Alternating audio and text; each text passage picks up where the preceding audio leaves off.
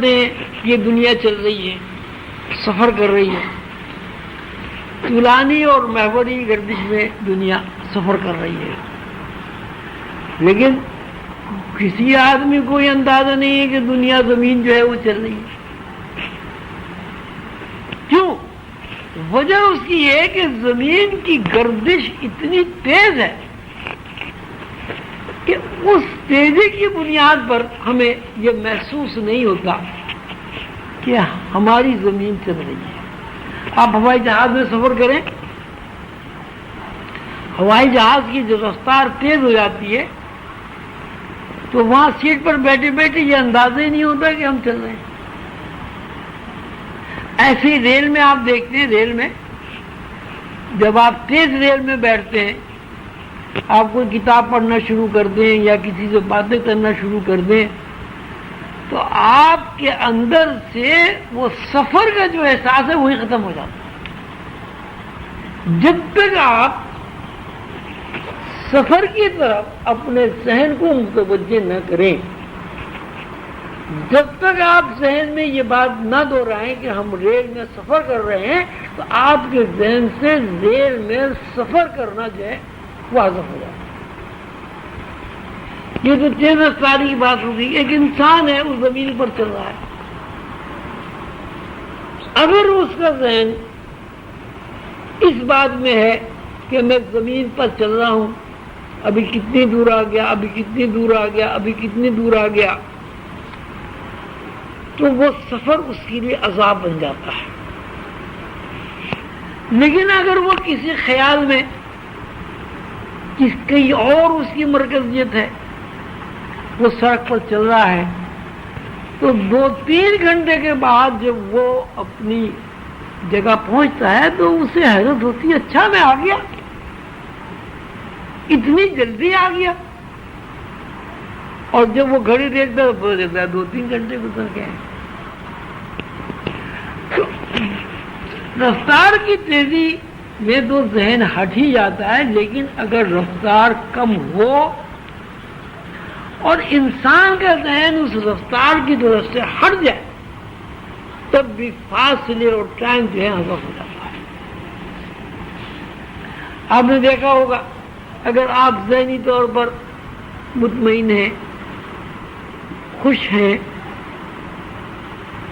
کوئی پریشانی نہیں ہے، سال گزر جاتے ہیں، کبھی یہ احساس ہی نہیں ہوتا کہ اتنے سال گزر گئے۔ کیوں؟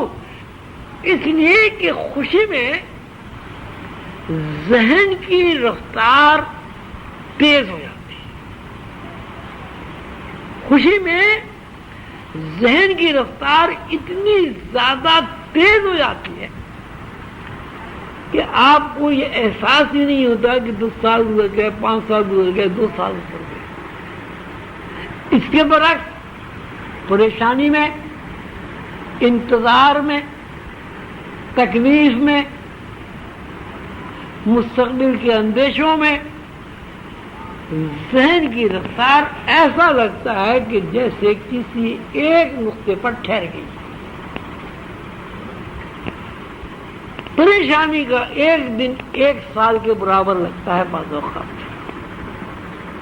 اور خوشی کا 1 سال 1 دن کے برابر بھی نہیں لگتا۔ اور یہ ایسی بات ہے کہ جو ہماری زندگی میں داخل ہے، یعنی ہم شب و روز خوشی اور پریشانی کی کیفیات میں جب منتقل ہوتے ہیں تو ہمارے ذہن کے اوپر پریشانی کا، بعد کا، دوری کا، کہیں کی دوری کا، یعنی وہ جو ہمیں روحانی قربت حاصل ہے اپنے آپ سے، جب اس سے بعد ہو جاتا ہے تو ہم جو ہے فاصلوں کو ناپنے لگتے ہیں۔ اب اس سے قانون یہ بھی منکشف ہوا کہ ٹائم اسپیس کا قانون یہ ہے کہ اگر انسان کا ذہن اس کی اپنی فطرت کے مطابق سفر کر رہا ہے تو وہ اسی مناسبت سے، جس مناسبت سے وہ فطرت میں سفر کر رہا ہے، ٹائم اسپیس سے آزاد ہو جاتا ہے۔ لیکن اگر کوئی انسان فطرت کے خلاف جبلت میں رہتے ہوئے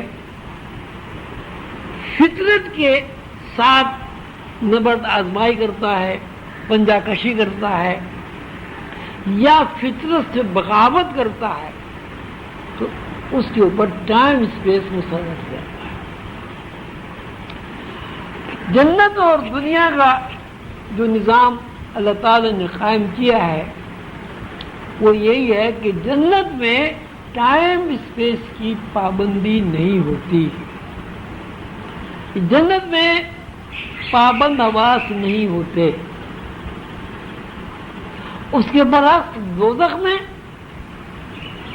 ٹائم اسپیس کی پابندی ہوتی ہے اور پابند حواس میں مجبوراً انسان کو سفر کرنا پڑتا ہے۔ اب قانون یہ بنا کہ اگر کوئی انسان دنیا میں پابند حواس میں زندگی گزار رہا ہے، اگر کوئی انسان دنیا میں خوشی کے مقابلے میں ناخوشی کو قبول کر رہا ہے، تو اس کا ذہن، اس کے حواس دوزخ کے حواس ہیں۔ اگر کوئی آدمی دنیا میں رہتے ہوئے آزاد حواس میں سفر کر رہا ہے، کون سے آزاد حواس؟ جنت کے حواس،